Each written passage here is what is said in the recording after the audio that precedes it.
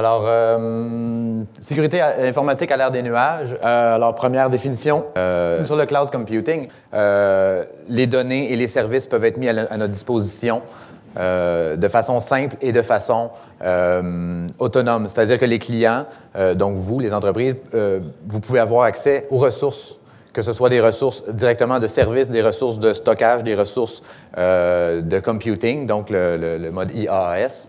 En self-service, vous n'avez pas besoin de faire une demande à l'externe avec un administrateur système pour être capable d'aller chercher ces ressources-là. Donc, on y va encore une fois avec les différents types. Le petit stack, la petite pile ici que je vais réutiliser quelques fois dans cette présentation-là, c'est un peu la pile là, de tout ce qui est nécessaire à l'utilisation d'un service. Donc, typiquement, ça prend une infrastructure derrière avec du stockage. Nos applications peuvent rouler sur une plateforme ou un framework. Et finalement, on se rapproche beaucoup plus des clients en haut avec les services qui sont servis là-dessus. Donc, quand on parle d'une solution cloud en SaaS, Software as a Service, on abstrait complètement la couche en dessous.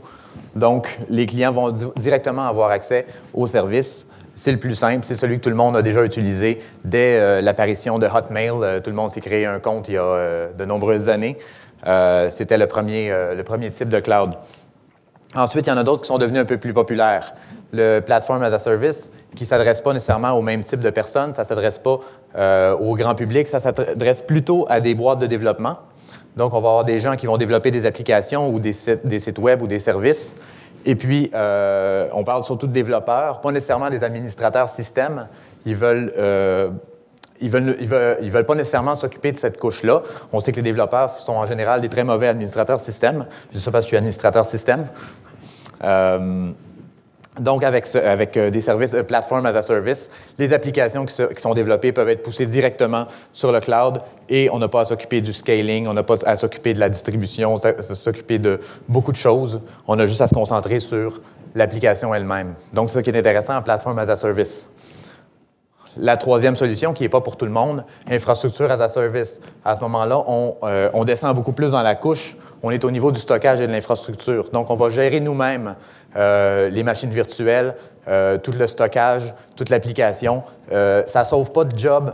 Ça nous prend des administrateurs système ou une tierce partie qui s'occupe de l'administration de nos systèmes. La seule chose qu'on n'a plus à s'occuper, c'est toute la partie matérielle. Donc, on gère des serveurs de la même façon. On a autant de responsabilités par rapport à la configuration, la scalabilité. Par contre, on n'a plus à s'occuper de changer un disque dur, résoudre un problème réseau. Tout ça, c'est fait pour nous par une compagnie qui le fait à beaucoup plus grande échelle. Donc, voici résumé. Je suis sûr que vous en avez entendu parler ce matin. Ah oui, aussi, il ne faut pas oublier le bullshit as a service. Le terme cloud a été utilisé à toutes les sauces. Il y en a beaucoup qui prétendent faire du cloud parce qu'ils se trouvent avoir une machine virtuelle à quelque part. Ils disent on est une solution cloud, solution cloud. Faites attention, le mot est bien à la mode, alors tout le monde veut se l'approprier. Ce n'est pas toujours le cas. Alors, bullshit as a service, c'est mon favori. Alors, on va après ça aux applications. Qu'est-ce que ça me donne? Qu'est-ce que ça donne à une entreprise d'aller vers des solutions cloud? On va y aller un par un. Très simple. Je n'ai pas besoin d'une équipe TI pour résoudre des problèmes qui sont déjà résolus depuis 20 ans.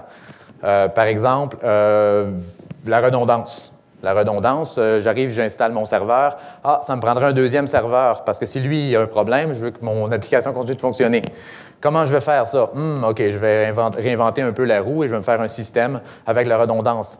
Oups, j'ai juste un site, ça me prendra un deuxième data center. Oh, comment je vais faire pour résoudre ça? Attends, et là, je réinvente encore la roue. Dans une solution cloud, les fournisseurs ont déjà cette responsabilité-là et en général, ils ont les moyens pour scaler beaucoup plus à ce niveau-là. Si on parle par exemple d'un software as a service, tout le monde connaît Google Apps, tout le monde a déjà utilisé des services de courriel en ligne ou de documents en ligne. Je n'ai pas besoin de résoudre des problématiques. Par exemple, faut que j'enregistre mon document. Ouais, j'ai perdu mon document, il était sur mon bureau, il était en mes documents ou dans Downloads. Puis là, les utilisateurs viennent nous voir. Bien, ce problème-là a été résolu sur ce type de système-là. Deuxième chose, étant donné que je n'ai pas réinventé la roue pour des besoins simples, je peux me concentrer sur mon cœur de métier. Je prends, par exemple, encore l'exemple d'une boîte de développement, une shop de développement. Je n'ai pas à m'occuper de est-ce que les adresses IP vont être correctes. Non, moi, je me concentre sur mon code, sur mon application. Je le pousse en ligne et ensuite, ça fonctionne tout seul.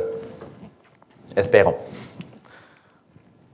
Plus besoin d'investir sur le matériel. Ça, c'est présent dans les 3 couches, que ce soit du IAS, SAS ou PAS. Donc, ça aussi, ça peut être un élément majeur.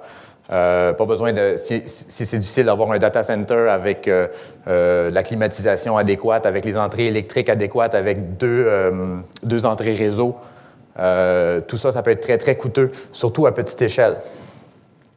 Donc, tout ça, c'est résolu par des systèmes sur le cloud. Je peux faire grandir mes applications rapidement. En fait, je peux faire scaler mes applications rapidement. Je n'ai juste pas trouvé de traduction française adéquate. Donc, si je commence, j'ai 5 utilisateurs. Dans 2 ans, je suis rendu à 2000 utilisateurs. Félicitations pour la croissance. J'ai pas de problématique pour le scaling. Si c'est sur le cloud, ils sont capables d'en prendre parce que les autres ils ont 2 millions d'utilisateurs. Donc, ce n'est pas un problème. Ce problème-là est déjà résolu. On arrive dans le vif du sujet. Est-ce que je parle trop vite? Non, non. Excellent. Pour les autres? La sécurité est-elle possible dans les nuages? C'est un des bloquants qu'on entend le plus souvent. Les gens, on propose des solutions dans les nuages et les gens ils disent « Ah, c'est pas sécuritaire, c'est pas sécuritaire. » Attention, il faut bien prendre en considération qu'est-ce qu'on entend par la sécurité. La sécurité, on va souvent penser à la sécurité des données, sécurité les hackers, mais c'est pas tout. En fait, la sécurité, c'est tout ce qui peut s'attaquer à votre business.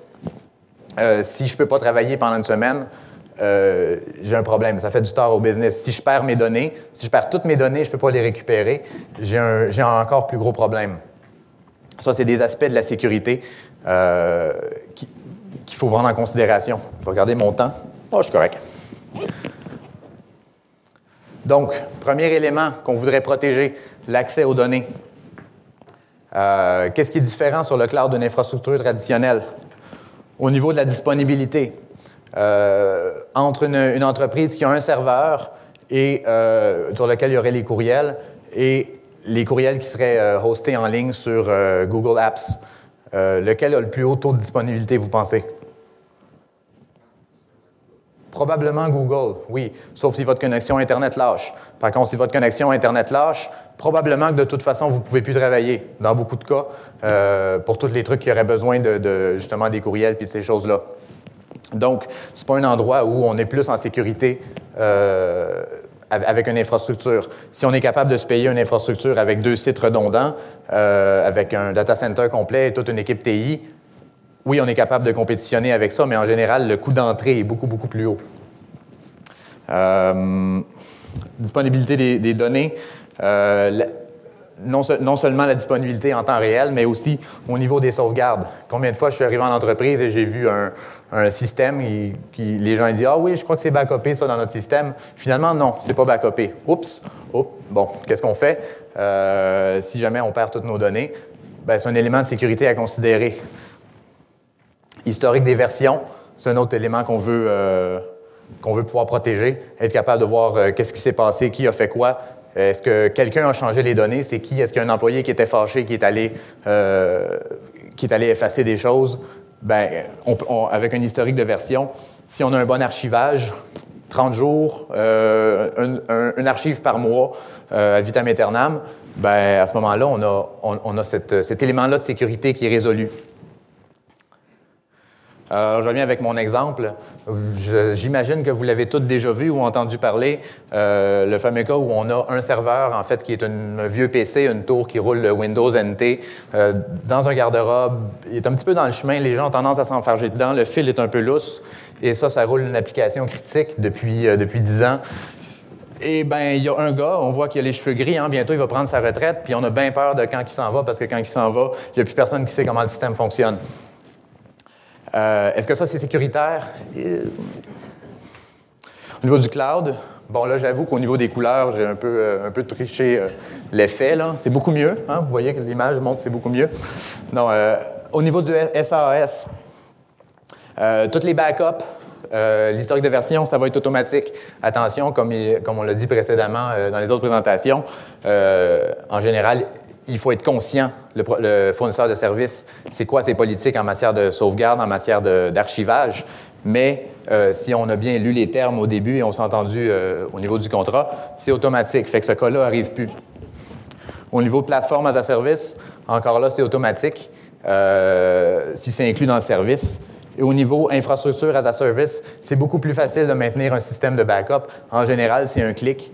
Voulez-vous activer les backups snapshot sur les machines virtuelles? Oui. À quelle fréquence? Voici combien en garder. Et ensuite, on reçoit la facture. OK? Donc, c'est beaucoup plus facile d'éviter ces situations-là. Deuxième aspect de la sécurité, le contrôle d'accès. Qu'est-ce qu'on veut garder au niveau du contrôle d'accès? On veut garder principalement la confidentialité des données et l'intégrité des données. On veut s'assurer qu'il y a seulement les personnes qui ont accès qui peuvent les lire et on veut s'assurer que les données qu'on a, on sait si elles ont été modifiées. Donc, les droits en écriture doivent être contrôlés également. Encore là, est-ce que vous pensez que c'est plus sécuritaire sur une infrastructure traditionnelle ou sur le cloud?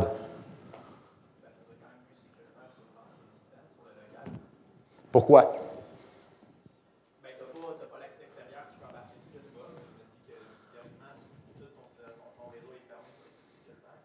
Si tout le réseau est fermé, c'est effectivement plus sécuritaire. Donc, pour tous ceux ici qui n'ont pas Internet dans leur entreprise, levez la main.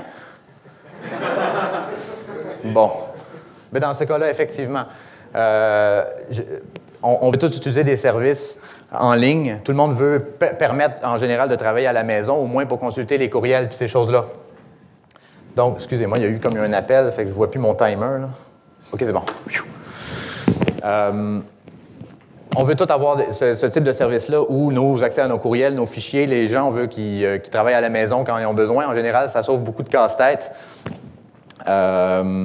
Donc, est-ce que vous avez toute l'expertise à l'interne pour faire un système ouvert sur le monde qui soit sécuritaire, qui soit toujours maintenu à jour, avec la détection d'intrusion? Tous ces systèmes-là, ça prend beaucoup de temps, ça coûte beaucoup d'argent.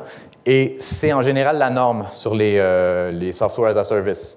On peut compter sur, par exemple, on peut compter sur Amazon, Google, Microsoft pour faire ces mises à jour-là, pour être conscient de cette problématique-là, parce qu'ils vont s'adresser à un grand public avec des entreprises qui déjà ont des normes très, très, très, très élevées, des très grandes entreprises, des gouvernements, des compagnies d'assurance. Ils veulent ce marché-là. Donc, ils se concentrent là-dessus. Puis après ça, c'est tout le monde qui en bénéficie, même la PME.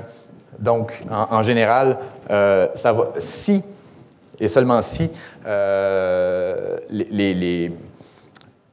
comme on disait, les API, je crois qu'ils disaient ça dans l'autre, ou c'est peut-être de l'autre côté, si nos clés d'accès au système sont gardées précieusement, c'est-à-dire chaque utilisateur a un mot de passe, on s'assure qu'il y a des politiques pour changer les mots de passe, encore là, c'est dans les termes de service, on s'assure que si on a un système qui interagit avec notre système sur le cloud, que ce système-là est sécure, mais la surface qu'on a à sécuriser est beaucoup plus petite. C'est une clé, un mot de passe, quelques utilisateurs. Le système global qui est sur le cloud, c'est pas à nous de le sécuriser. En général, ils vont quand même faire une bonne job. Donc, contrôle d'accès, on peut avoir un fine grain, là, des droits d'accès très fins sur beaucoup de services sur le cloud. En ERP, comme il disait tout à l'heure à la réunion, c'est un des aspects importants, de savoir qui a accès à quelle vente, à quel lead, à quel client, qui peut changer tel truc. Ça va être généralement des fonctionnalités qui sont incluses dans le service. Voilà, j'arrive à un autre exemple. Vous avez tous déjà vu ça ici? Qui a déjà ignoré ce message-là? Au moins une fois? Okay. Moi aussi, bon. OK. Pensez-vous que Microsoft, ils font leurs updates à eux autres? Sur Office 365, je pense que ce petit truc-là, ils ne doivent pas l'ignorer. C'est eux autres qui les poussent, là, quand même. Bon. Alors, pour éviter d'être hacké comme ça, là, je parle des mises à jour au niveau du système. En général, vont être faites plus fréquemment sur un provider de service parce que c'est leur garantie à eux, c'est ça qui est important pour eux. Alors que chez vous, vous n'avez peut-être pas quelqu'un qui est à tous les jours qui doit regarder les CVE, les alertes au niveau des systèmes de sécurité, s'assurer qu'on pousse ça, ouf, pas que je tombe, s'assurer qu'on pousse ça sur tous les postes, tous les endroits critiques. C'est quand même beaucoup de job. Cette job-là, on n'a pas à la faire sur le cloud. Je n'essaie pas de dire que le cloud est plus sécuritaire, globalement, parce que la question ne se pose pas de cette façon-là. J'essaie de dire que les cas où on a des incidents de sécurité, où on a des systèmes qui ne sont pas sécuritaires, sont très fréquents dans une infrastructure traditionnelle. OK? Donc, cet exemple-là, un petit résumé. C'est ma responsabilité. La sécurité est ma responsabilité à 100% sur une infrastructure traditionnelle. Infrastructure as a service, donc des machines virtuelles, par exemple, sur le cloud Amazon, c'est encore ma responsabilité. Peut-être au niveau du réseau, j'ai un petit peu moins de responsabilité parce que je vais être confiné dans un système. Mais grosso modo, il faut que je m'en occupe de la même façon. Au niveau plateforme as a service, il faut que je m'assure que mon application que je développe, que je pousse sur la plateforme, est sécuritaire. Par contre, les mises à jour du système, de l'OS, s'il y a un Windows en dessous, s'il y a un Linux en dessous, bien, c'est plus ma responsabilité. C'est à eux de le faire. Il faut s'assurer dans les SLA qu'eux autres, ils suivent et qu'ils sont engagés à les faire. Mais une fois que ça c'est fait et que c'est dans le contrat, c'est plus ma responsabilité. Fait qu'on peut avoir un élément un peu plus de sécurité ici, sauf si on a une équipe, comme je dis, qui est dédiée à ça. Software as a service, bien là, c'est plus du tout mon problème. Combien de fois est-ce que Google Apps ont été hackés? Ben, pas... On n'a pas entendu parler. Hotmail, c'est déjà arrivé, il y a eu une couple de trucs. Bon, est-ce que c'est moins fréquent que dans une architecture traditionnelle que chacun a monté, que il y a un gars qui connaissait, il a monté mon système là-dedans, puis là, il est parti, j'y touche plus depuis des années. Bien, dans ces cas-là, SAS va avoir un niveau de sécurité au niveau des mises à jour système beaucoup plus haut. Pardon? Le risque que la petite entreprise soit hackée comparativement à le fun d'aller hacker à Hotmail, il me semble que moi. Je ne suis pas connu internationalement, donc un hacker n'aura pas décidé d'hacker ma petite entreprise. Non, mais est-ce que je dirais 95% au moins des hacks sur Internet, des serveurs qui se font hacker, ce n'est pas des gens qui disent « je vais aller hacker », c'est des systèmes automatiques. C'est des worms, c'est des... il y a qu'un système, ça installe un petit système, ça s'en va sur IRC, ça se connecte entre eux, ça va hacker d'autres systèmes. Et le but, c'est d'avoir le plus de, on appelle ça des zombies possible. Puis après ça, si quelqu'un dit « Ah, je vais aller attaquer la banque royale », bien, il y a tous ces zombies-là pour faire un déni de service. Sauf que si après ça, c'est votre entreprise qui fait partie de l'attaque, bien, à ce moment-là, si vous arrivez cette journée-là et il n'y a plus rien qui marche, voyons, c'est quoi, mon accès Internet est lent, qu'est-ce qui se passe? Puis finalement, vous perdez 1 ou 2 journées de productivité parce que votre système était hacké. Puis là, vous dites, ah non, c'est hacké, qu'est-ce que je fais?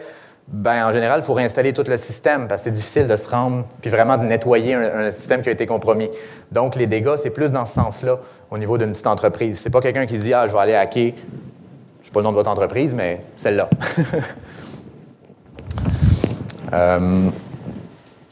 Voilà. Mais effectivement, il y a eu des fois des attaques massives. Il y a eu certains cas qu'on entend dans les nouvelles de temps en temps, mais toute proportion gardée, c'est pas si fréquent. Oups. Voilà, ça revient ici. OK. Troisième aspect de la sécurité, l'aspect légal. Est-ce que mes données ont le droit de quitter le pays? Est-ce que mes données sont dans un... Combien? Wow! 2 minutes. D'accord. Aux États-Unis, le Patriot Act, qui est craint avec beaucoup avec passion, en fait. Prérequis sectoriels. Est-ce que j'ai des clients? Est-ce que vous avez des clients au niveau de l'armée, au niveau du gouvernement, au niveau du cybercommerce, où il y a des problématiques de droit d'auteur, des choses qui doivent rester au Canada parce qu'ils sont considérés comme des exportations si on les envoie sur un serveur aux États-Unis? C'est possible. Alors, à la question, si je mets mes données aux États-Unis, si j'utilise par exemple Amazon, est-ce que le FBI pourrait avoir accès à mes données? Bien, la réponse, c'est oui, à cause du Patriot Act. OK? Là, on arrive à la question la plus importante. Est-ce que c'est un problème? Qui ici aurait des clients spécifiquement pour qui ce serait interdit d'avoir les données aux États-Unis? 1? OK. c'est pas grave, on va s'occuper, on va t'aider. C'est pas la majorité. Il faut faire attention aux craintes globales. Je pourrais avoir des données privées, je pourrais avoir des noms puis des numéros de téléphone de mes clients. Oui, mais s'ils s'en vont aux États-Unis, ils passent avec leur passeport, le gouvernement américain les a aussi, leurs coordonnées. Il faut vraiment mettre les choses en perspective. C'est quoi les données qui vont être là? C'est quoi les problématiques au niveau de la confidentialité puis des droits légaux?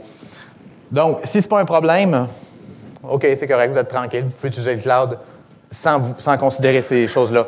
Si c'est un problème, bien là, j'ai deux alternatives où je pourrais encore utiliser le cloud. Premièrement, trouver des fournisseurs de cloud canadiens. Il y en a, ça dépend des services. C'est certain qu'il y a au niveau infrastructure as a service, des fournisseurs comme Amazon sont très, très efficaces, sont très, très bien implantés et c'est pas cher. Eux autres, c'est très difficile de les forcer à garder nos données au Canada. Mais comme disait Vincent Civiton tout à l'heure dans l'autre conférence, il y a des compagnies d'assurance qui ont eu des ententes avec Google pour utiliser leurs services en s'assurant que leurs données spécifiques seraient uniquement au Canada. Donc, c'est quelque chose qui est possible. Okay? Faut vraiment juste bien étudier la chose pour garder ça au Canada. L'autre possibilité, c'est l'encryption.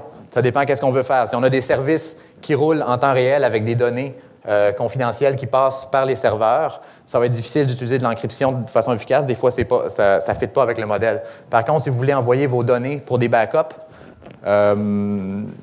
à ce moment-là, il n'y a pas de problème. Vous faites un système avec une encryption à la source. Les données s'en vont aux États-Unis. Et à ce moment-là, sont encryptées. Ils ne peuvent pas être décodés sans la clé que vous gardez ici. C'est des choses que nous-mêmes, on a fait avec des données, des fois qui étaient plus sensibles. Encryption, on envoie ça pratiquement, peu importe le pays. Il n'y aura pas de problème, sauf s'il y a des normes spécifiques à suivre pour le client. Bref, l'utilisation du cloud, c'est vraiment une affaire de gros bon sens. C'est du sens avec des signes de piastres. Donc, est-ce que vous avez un avantage à utiliser ça? Je fais deux petites mini-études de cas parce qu'il me reste à peu près 3 secondes. On nous a demandé de comparer pour un client une solution type cloud Google Apps en prenant les termes de service que Google Apps fournissait pour monter ça avec un logiciel libre, donc un logiciel qui n'a pas de licence à payer, sur une infrastructure traditionnelle. Alors, ils nous ont demandé une redondance au moins 2N+1, ça veut dire au moins 2 data centers. Puis si j'ai tout un data center en train de faire une maintenance dessus, l'autre data center n'est pas un point unique de défaillance. Grosso modo, c'est un peu ça du 2N+1. Disponibilité 99,999%. Là, je fais ouf! Ça va coûter un bon 75 000 installer ton affaire là, avec tous les systèmes de redondance. Faire un test, un data center, un autre data center, 2 arrivées Internet. Ils disaient « Ah, mais voyons donc, 70 000. » Avec Google, on parle de, je sais pas, 200 $ par usager par année. Oui, c'est pas la même chose. Donc, vous comprenez, si on prend, c'est vraiment réellement ces besoins-là en termes de disponibilité. Puis si c'est vraiment ça vos besoins, bien, la solution cloud, c'est vraiment la moins coûteuse. Après ça, c'était « Ah, mais est-ce que vous avez besoin d'intégrer ça dans votre Active Directory? Est-ce que vous avez besoin de faire des... » Oups, là, c'est une autre affaire. Mais si c'est uniquement ça que vous cherchez, c'est beaucoup moins cher d'aller vers le cloud. Voilà, c'est lui qui gagne. Deuxième exemple, quelqu'un qui vient me voir avec un projet, il a une idée, alors il se dit « Ah, je vais acheter mes serveurs. » Il achète des serveurs, 75 000 $, des gros serveurs, grosse affaire. OK, ensuite, ah, ben là, il faut que je code l'application. Après ça, je vais aller me chercher des clients, puis je vais faire de l'argent. Voyez-vous un problème avec ça? Ça ressemble peut-être à un modèle qui était bon il y a 20 ans ou il y a 30 ans parce que effectivement, il fallait commencer par acheter du matériel. Bon, en général, on essaie d'aller chercher la clientèle avant, mais il fallait commencer par du matériel informatique. Maintenant, c'est plus bon, ça. C'est plus bon parce qu'on peut l'éviter. Cette partie-là, infrastructure, stockage, plateforme, tout ça, on n'a pas besoin d'investissements initiaux pour aller sur le cloud. On se concentre sur l'application, les clients, les services. Vous me suivez? Donc, plutôt que de dire j'achète des gros serveurs, grosse affaire, je paye 75 000 $, attends un peu, je vais louer une machine virtuelle sur le cloud, ça va me coûter, je ne sais pas, 75 $ par mois. Je commence avec ça. Puis si ça grossit, j'en mets 2. Si ça grossit, j'en mets 3. Et éventuellement, si ça grossit assez pour justifier l'investissement matériel, à ce moment-là, je peux peut-être sauver des coûts sur le long terme. Mais à ce moment-là, j'ai une grosse base de clientèle et j'ai plein d'argent. Donc, pour résumer ça, la question, on compare souvent, on voit souvent le cloud comme une façon de convertir nos coûts de capitalisation, CAPEX en OPEX, en coûts d'exploitation. Ça veut dire que sur le cloud, oups, mon nuage n'est pas à bonne place. Ouais. Avec une infrastructure sur le cloud, mon avantage, c'est que mes coûts vont être plus proportionnels à ma clientèle. En général, c'est bien, ça veut dire qu'on est capable de le payer. Et au niveau capitalisation sur une infrastructure traditionnelle, mes avantages, ça va être, à un certain moment, à une certaine échelle, je vais avoir des économies d'échelle. Attention, ce n'est pas le Saint Graal, cette affaire-là. Ce n'est pas uniquement ça. Il y a plein d'autres facteurs. Il y a les facteurs, est-ce que je peux avoir une solution en SAS qui me donne exactement ce que je veux? Est-ce que je ne peux pas avoir plus de personnalisation sur une infrastructure traditionnelle, sur certaines choses? Ce n'est pas toujours vrai. Il faut faire bien attention de, quand on compare les frais, au moins prendre ça sur 3 ou 5 ans. C'est certain que la première année, mon investissement en capital, ça a l'air niaiseux, mais bon, je ne vous apprendrai pas comment faire de la business, mais les gens qui disent que c'est exactement juste du OPEX puis juste du CAPEX, c'est pas vrai. Pour installer, par exemple, en infrastructure as a service, il va y avoir des coûts d'immobilisation, c'est-à-dire mettre en place le système adapté, comme on l'a vu tout à l'heure avec les solutions ERP, toute la gestion du changement. Tout ça, c'est des coûts qui vont être initiaux et on ne peut pas directement faire la comparaison. Par contre, il y a beaucoup de cas où ça donne quand même un bon avantage. Y a-t-il des questions?